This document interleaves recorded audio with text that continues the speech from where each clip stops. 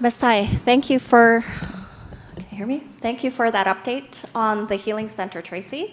I know that our communities are looking forward to the opening of that center. It's a much needed service in our communities. So again, just thanking everyone who put a lot of work into making sure that we get a healing center in our territory. And you know, we had Chief Lewin and Chief Priscilla Mueller come on, and they were instrumental in assisting us in ensuring that those lands were changed from agricultural to being able to have a healing center in that location. So thank you, and thank you to our CSFS staff for providing that much needed support to ensure that we have that. So Masai, and with that, we will switch gears, and I welcome Ms. Sandra Isaac.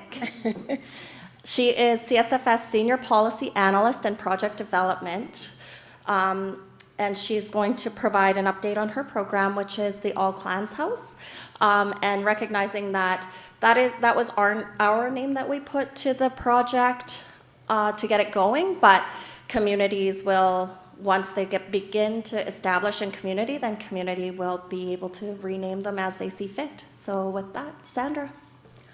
Okay, I'm very happy to be here this morning. I thought it was going on this afternoon, so it's kind of good to get it over with. And I just want to say that yesterday I thoroughly enjoyed Dr. Cornell's presentation. Actually, he couldn't have come at a better time. I know he was invited 20 years ago, but I think his timing was perfect because we're at this very critical stage in reclaiming jurisdiction for our children and building our governments again, building our nations, as you call them. So thank you for your presentation yesterday. It was excellent, and your timing was perfect. Okay, so I'll just start with the work I've been doing on the clan houses. That work just started. Oh, could we go to the first slide? Because I don't know how to do that thing. Okay, so today what we'll be covering, I know this looks like a long list, so I'll try to shorten it a bit.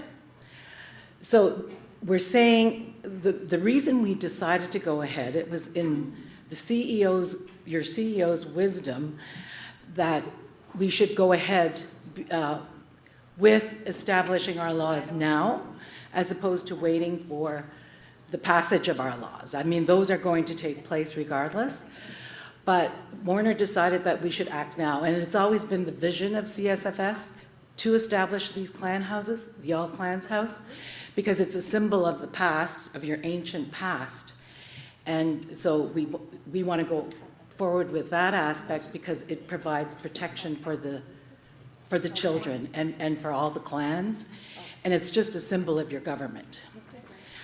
So basically I've answered the second questions, how clan houses will be used to protect the children while we're waiting for the legislation and the jurisdiction to be finalized. And why we're going ahead is because it's actually quite simple. It's our legal right. We have the legal right now to protect our children, because there's been various case law that dates back actually to 1867. I'll cover that in a bit. So the next topic is how we will prepare the clan houses to fulfill this role. And that is basically the trail forward. So next slide.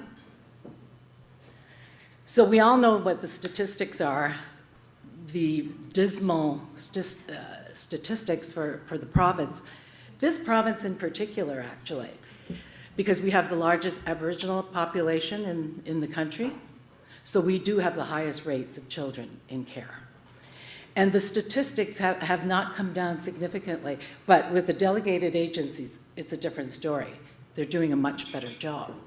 But you still look at the stats, they're way out there. So that's why we decided to go ahead with the clan houses. So next slide. And the stats, what they represent is really the denial of our rights. Oh, how many minutes? Oh, 1. 3, okay. Geez, that's quick. All right, I'll get through this.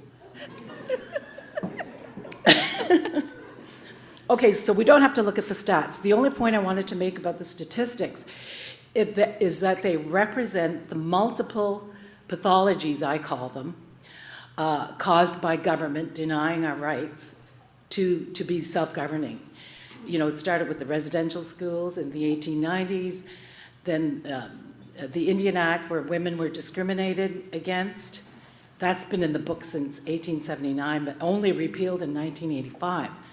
And that's where you lost the women and the children because they were denied their status.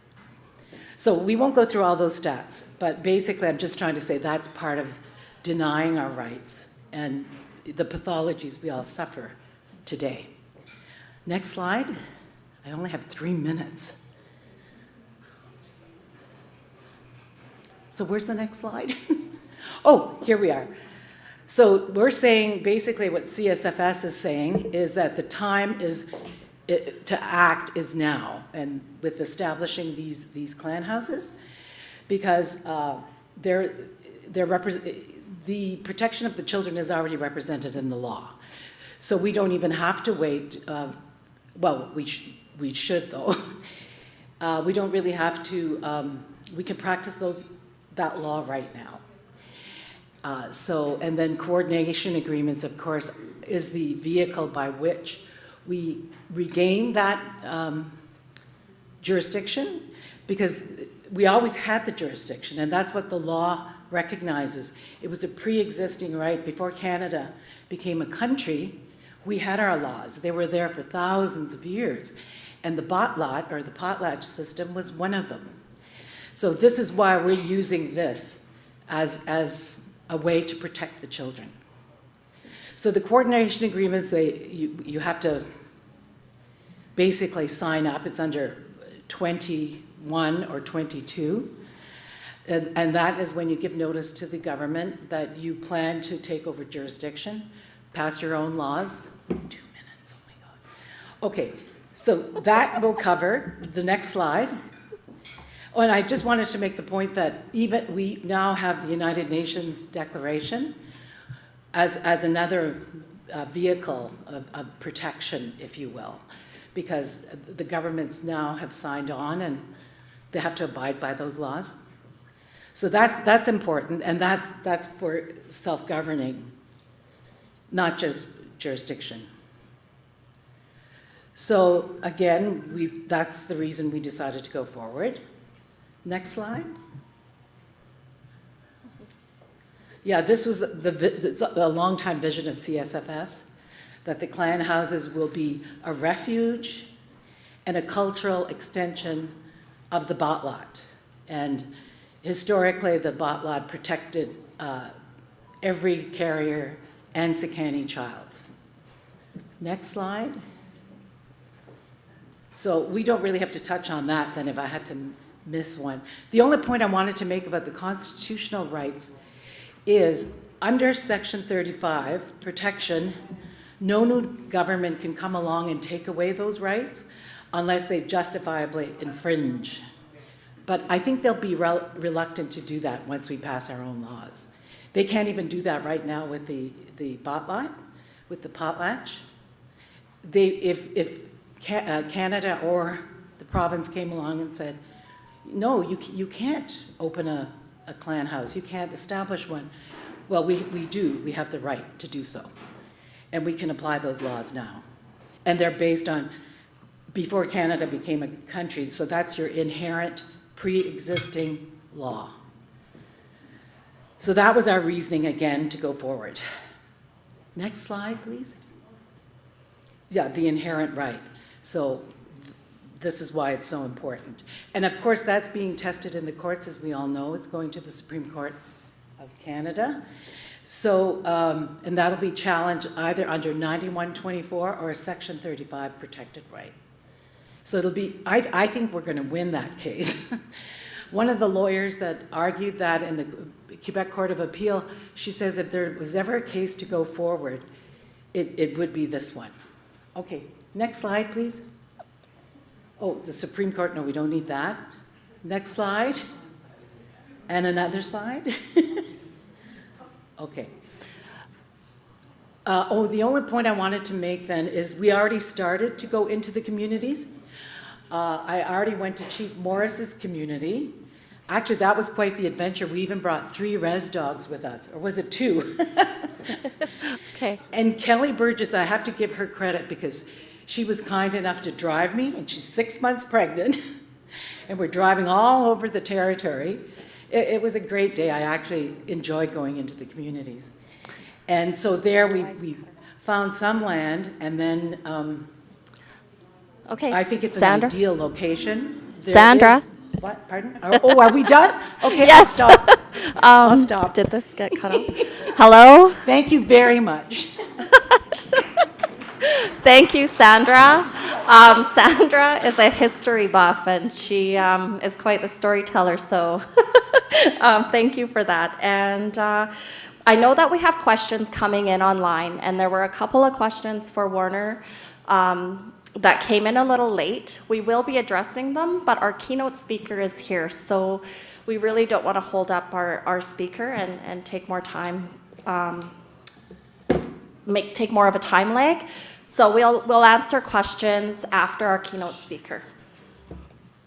Thank you, Tracy and Sandra, for your reports.